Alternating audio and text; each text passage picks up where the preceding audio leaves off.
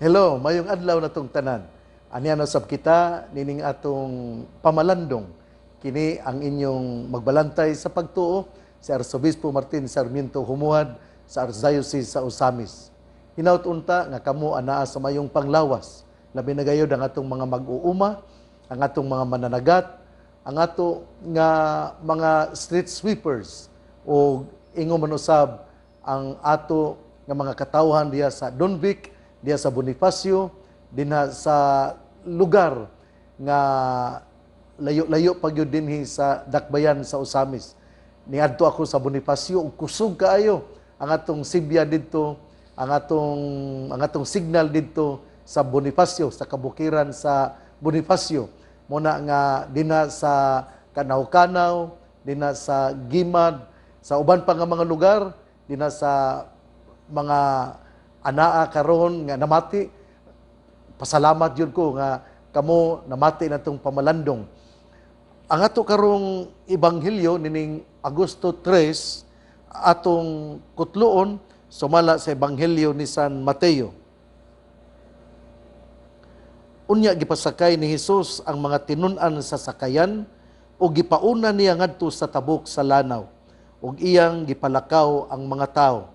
Tapos niya palakta ang mga tao, mitungas siya nga nag-inusara sa usa ka bungtod aron pag-ampo. Ug sa pagkagabi na si Hesus nag-inusara didto. Niadtong tungura ang sakayan didto na sa laod. Gikuso-kuso sa mga balod kay ang hangin sungsungon man. Sa may mga alas 3 na sa kadlawon, si Hesus miadto kanila nga naglakaw sa tubig. Sa pagkakita sa mga tinun-an kaniya nga naglakaw sa tubig, nangahadlok sila pag-ayo. Anaay multo, miingon sila, ug nanyagit sila sa kalisang. Si Hesus mingon kanila, ayaw kamo kahadlok, ako kini. Unya si Pedro miingon, Ginoo, kung ikaw kana, palakta ako sa tubig nganha kanimo. Dali nga ri, mitubag si Hesus. Busa mikawas si Pedro sa sakayan, ug milakaw sa tubig ngadto kang Hesus. Apan sa pagkamatikod niya sa hangin, nahadlok siya o misugod pagkaunlod. Ginoo, luwasa ako. Misinggit siya. Diha-diha, gidawat siya ni Hesus o gibira o mingon si Hesus kaniya, pagkadyutay sa imong pagtuo, nganong nagduha-duha ka man. Ug nanakay silang duha sa sakayan o milurang ang hangin. Ang mga tinun-an nga didto sa sakayan, misimba kang Hesus ug miingon, ikaw gayod ang anak sa Dios. Mitabok sila sa lanaw ug midunggo sa Genesaret ug si Hesus nailhan sa mga tao. Busa gipakuha nila ang mga masakiton sa kasikbit nga kayutaan ug ilang gidala ngadto kang Hesus. Mihangyo sila kaniya nga pahikapon ang mga masakiton bisan na lang sa sidsid sa iyang bisti ug ang tanan nga nakahikap niini nangaayo. Ebanghelyo sa atong Ginoo. Daygon ikaw o Kristo. Mga igsoon, pagkaanindot sa atong Ebanghelyo karon, apan sa dili pa kita moari sa Ebanghelyo, ako usa nga sultian ko kamo nga ugma Agosto 4, Martes, mao ang kapistahan sa nabantog na kaayo nga patron sa mga pari nga diosesano, si Saint John Mary Vianney, si San Juan Maria Vianney, nga mao ang patron sa mga kaparian. Munang awhag nako ninyo nga tungod kay piyesta man sa mga diocesan priests, akong hangyo ninyo mga katawhan kung inyong hatagan og acknowledgement pud ba, pahalipayan ang inyong mga kura paroko. Bisag og gamay nga mga pamaagi sa pagtimbaya o pag-greet nila, pagsulti nga happy fiesta padre, or muhatag ba mo nila sa inyong pari og bisag panyo na lang, bisan og kining sabon ba lang, bisan kung tide ba inyong ihatag. Kana bang recognition bitaw? Kay kana bitaw kung ikaw muhatag og kining gasa, usama ka na kapamaagi din ikaw miila nga siya imong pinangga. Muna nga, ugma, Agosto 4, piyesta sa mga dayosesano nga pari, hinautunta nga ato silang i-recognize, dili baya sayon nga naa ka sa parokya. kay ang mga pari sa parokya, mga pari nga nasa kabukiran, mga pari nga anaa sa mga kabaryuhan, lisod po ang ilang kinabuhi, maupod ang inyong kinabuhi. Pero mas pagyud ang pari, ang kinabuhi sa pari, tungod kay nag-inusara biya ang pari. Nya dili biya na kasarangan nga ang pari mag-inusara. Pero mao may tawag sa iyang kinabuhi nga siya mag-inusara. Wa siya laing kaistoryahan, gawas lamang ang Ginoo. Wala po'y laing makasabot niya, gawas lamang ang Ginoo. Tingali ang uban nga katawhan, makasabot niya, pero atong panggaon ang atong mga archdiocesan priests kay ugma Agosto 4 mao ang kapistahan sa among patron si Saint John Mary Vianney, o moari ang mga kaparian dinhi sa Archdiocese sa Osamis, moari sa Archbishop's House. Unya sa alas 5 magmisa kami, agig pasalamat usab nga kami na makaangkon unta sa kinaiya ni Saint John Mary Vianney. Si Saint John Mary Vianney, taga Pransya, na tao sa 1786. Unya napari niadtong tuig 1815. Unya namatay siya sa Agosto 4, 1859. Unya nahimo siya nga santos niadtong Mayo 31, 1925. Unya dako jud ayo og kalabutan gud kini si Saint John Mary Vianney, isip kining uliran, huwaran, example, ehemplo sa mga pari nga kura paroko, tungod kay dinha magpakumpisal siya og 16 ka oras, 16 hours at the confessional box. Naara siya namati sa konfesyon tungod kay na-assign siya sa usa ka lugar kining gitawag og Ars nga kinapobrehan nga lugar. Pobre sa tanang pobre, uyamot sa tanang uyamot, apan dili diay babag ang pagkakabus sa usa ka parokya. Kay si Saint John Mary Vianney nagmatinud-anon sa iyang pagkapari, naghatag sa iyang kinabuhi, unya iya yung gilantaw gyud niya nga mamahimong balaan ang mga kaparian. Muna nga nahimo nung bantugan ang gitawag karon nga pobre nga lugar, nahimo nga balaan og daghan kayong mga tao nga moadto didto isip usa ka pilgrim place. Tungod kay kini mao man ang parokya nga gialagaran sulod sa 45 ka tuig ni Saint John Mary Vianney, ang Ars.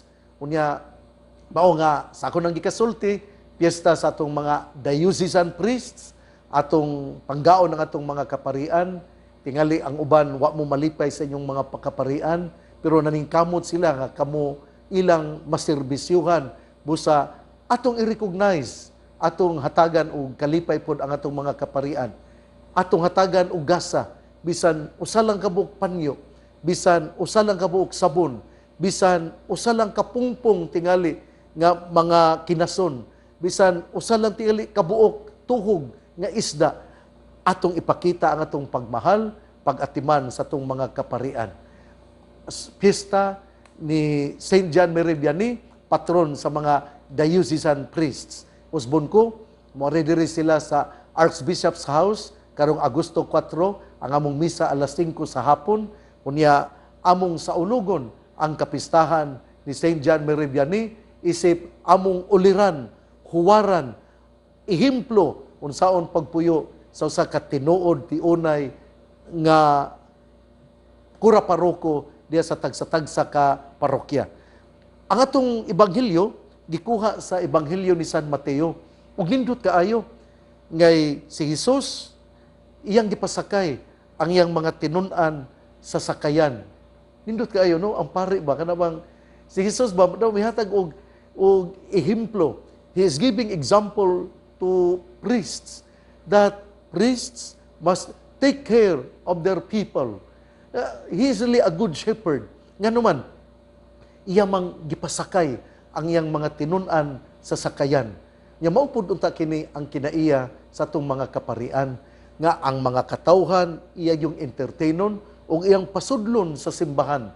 Unya iyang istoryahan, mutimbaya siya sama nga si Jesus, mi hatag gayon og panahon aron iyang gipasakay ang katawhan sa sakayan.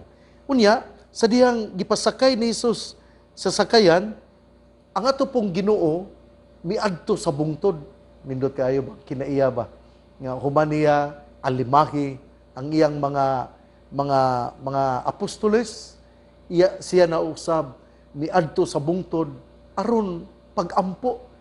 Nindot kay kinaiya ba sa usa ka murag yun kanabitong giawat yun kini ni Saint John Mary Vianney nga human siya mialagad, nagampo siya.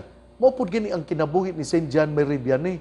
Si Jesus human niya alagari ang mga apostoles, iyang gipasakay sa sakayan, timaan sa usa ka simbahan, siya na usab miadto sa bungtod aron makighiusa sa amahan pinaagi sa pangamuyo.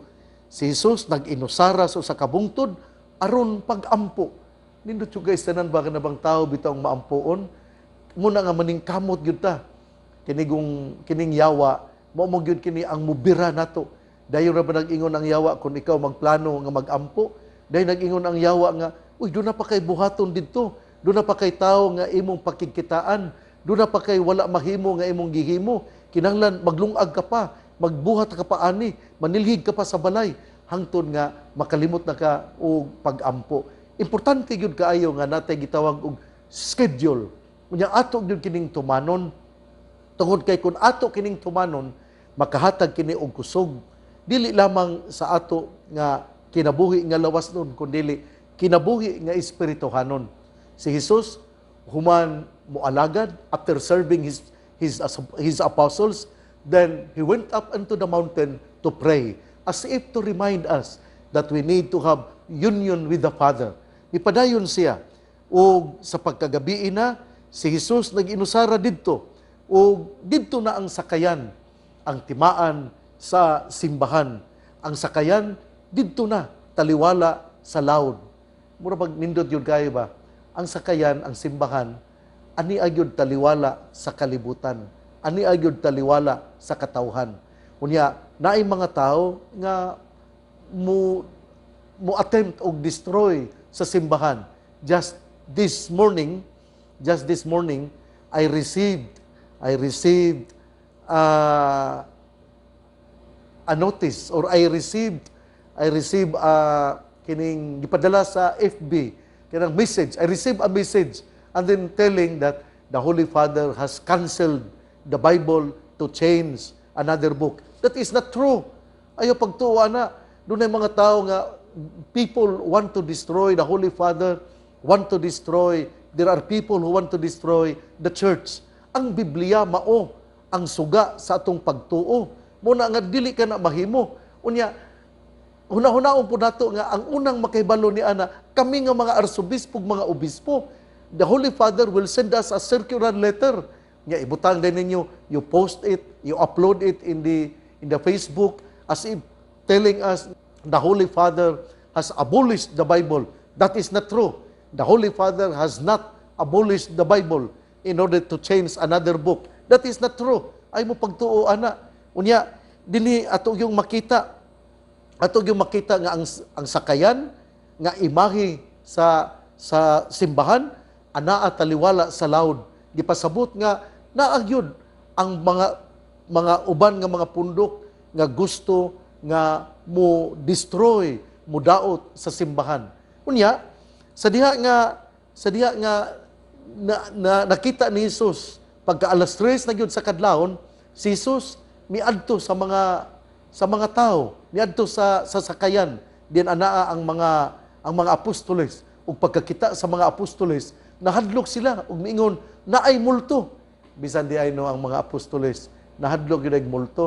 Muna nga kulang gyud sa pagampo. Muna nga ikaw disipulo, ikaw sumusunod sa tong Ginoo, importante gyud kaayo nga ikaw moampo. Kay ang pagampo mao ang pamaagi aron mo abog sa mga dautan, aron mo abog sa mga instrumento sa yawa. Unya diha si Jesus miingon dayon, ayaw ka mo kahadlok, ako kini.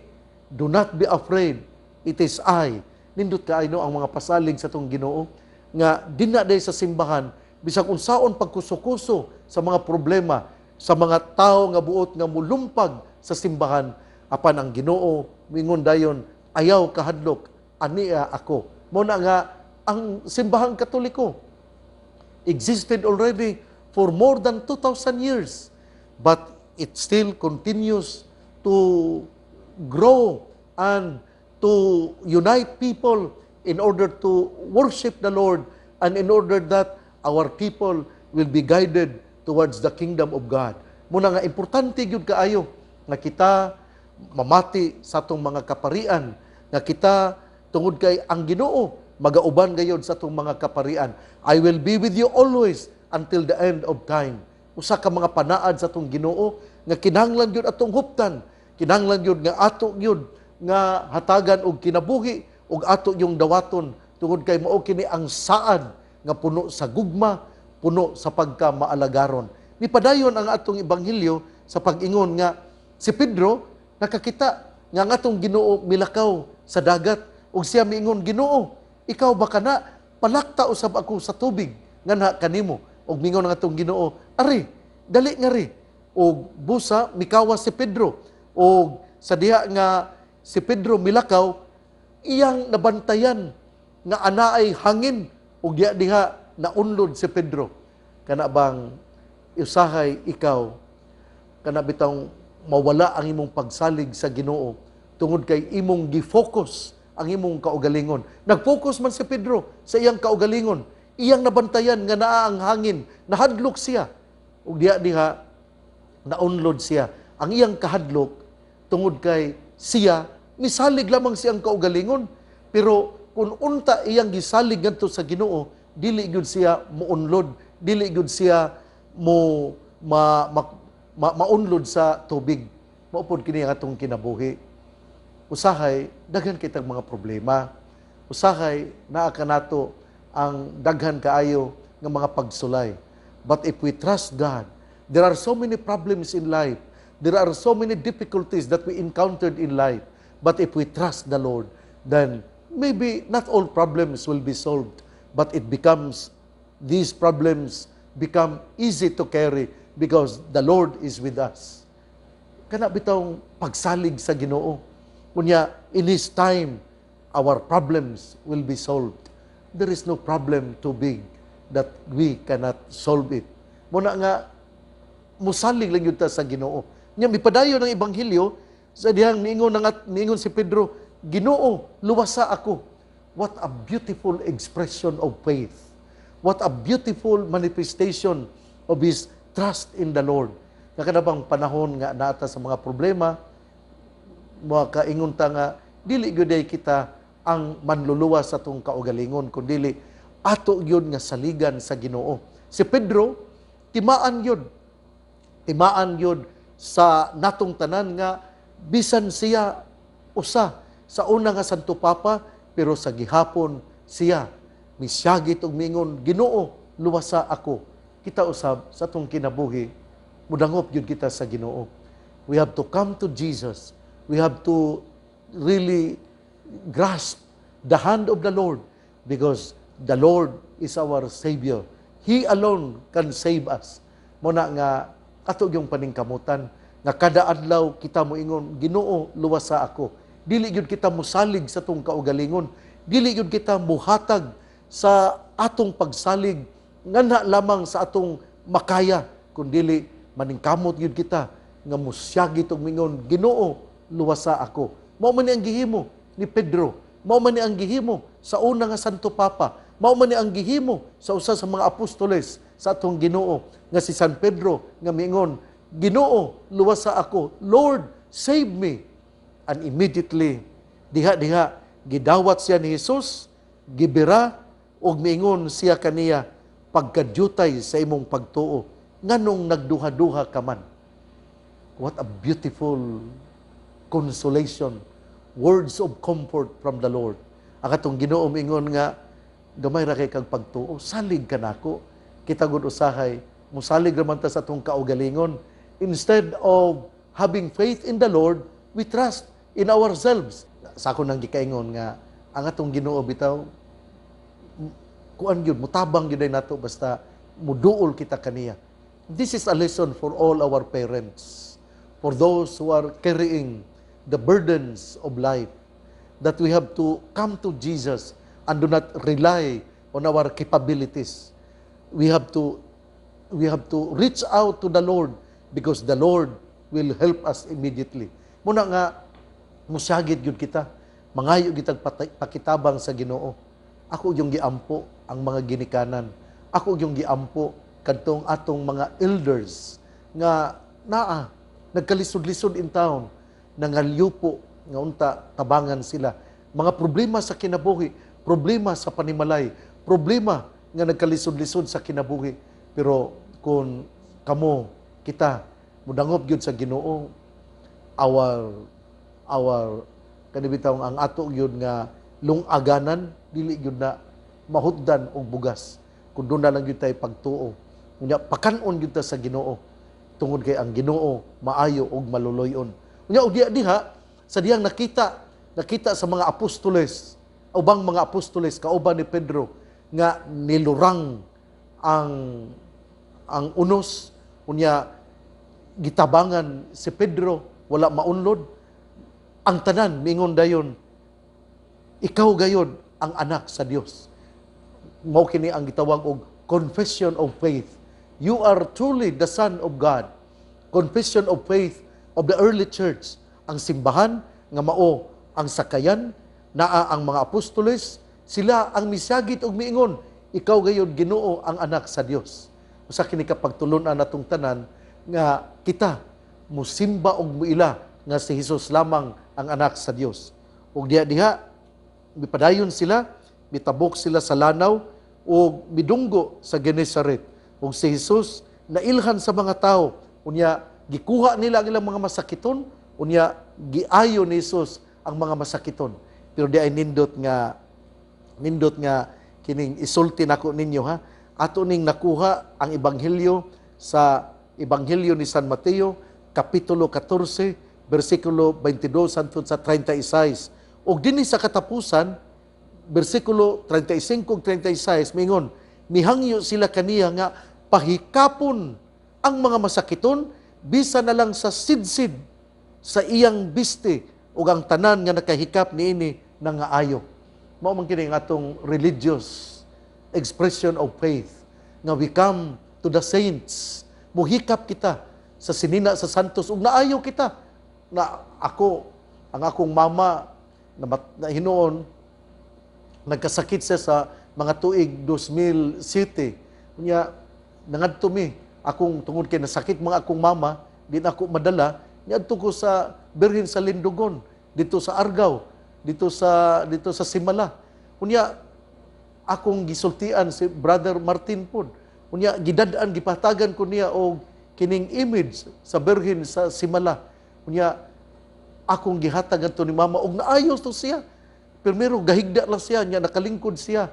Nahimo na siya nakalingkod na siya sa lingkuranan ug pwede na gyud siya istorya na. Usa to sa mga milagro sa Birhen sa Simala, Birhen sa Lindogon. Ipasabot din nga ang akong mama akong manggipahikap sa Birhen. Unya do na mangyoy alibyo, do na mangyoy kaayuhan. Muna nga kadang uban nga mga tinuhuan nga mulalis nato, pasagdi lang na sila. Pero pakita sila nga naayo ang uban nato mga igsuon tungod sa paghikap nila sa sidsid sa sinina ni Hesus. Nga mao pod kini atong gihimo. Mihikap kita sa mga santos o naayo sila, naayo kita. Igsuon ang atong yung tema karon sa atong ebanghelyo nining adlawng Lunes, Agosto 3, 2020, mao gayud ang pagtuo. Si Hesus mihatag o care. Gipasakay niya ang iyang mga apostoles tungod kay gihigugma niya ang mga apostoles. Unya ang mga apostoles doon na po'y pagtuo ngadto kang Hesus. Unya ang dining pagtuo ato gyud ning alimahan ang atong pagtuo pinagi sa pagampo. Unya mga religious expressions of faith. Muadto kita sa mga santos, muhikap kita sa mga santos kay pinaagi ni ana lig-uno ang atong pagtuo. Ebanghelyo ang tema mao ang pagtuo, ebanghelyo ang tema mao unsao nato nga mulambo ang atong pagtuo pinagi sa pagampo ug pinaagi usab sa atong mga debosyon sa mga santos. Igsuon, ang mayong balita nga mao ang pulong ni Hesus, ang ayang pamation, pamalandungan ug paningkamutan nga mapuy-an. Bulahan ang tawo nga namati sa pulong sa Ginoo, sama siya sa kahoy nga gitanom, daplin sa usa ka sapa, kansang dahon dili gayud malaya. Timpo sa timbunga siya mamunga. Igsuon, ugma na usab, ugma piyesta ni Saint John Mary Vianney, Agosto 4, patron sa mga diocesan priests, patron sa inyong kura paroko. Muna nga atong iampo ang atong mga kura paroko, atong iampo nga unta sila magmatinud-anon sa ilang pagpang-alagad, serbisyo, isip pare.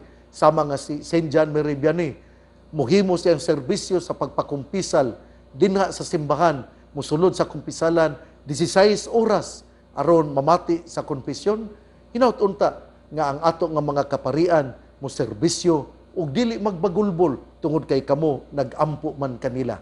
Sa akon ang gikaingon, ang atong pagtuo, atong alimahan pinagi sa pangamuyo ug pagampo. Ug ato kining idasigon pinagi usab sa atong mga debosyon.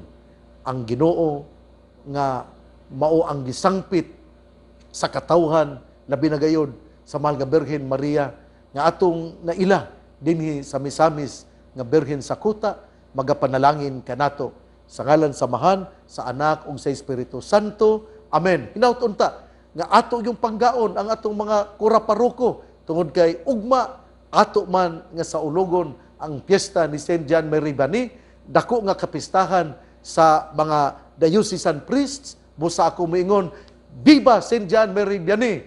Hinaut unta nga atong dasigon ang atong mga kaparian tungod kay pinagi sa atong pagdasig sila usab mamahimong mainiton nga mo serbisyo kanatong tanan. Pray, pray, and pray for your diocesan priests. God bless. Kini ang inyong magbalantay sa pagtuo, si Arsobispo Martin Sarmiento Humuan.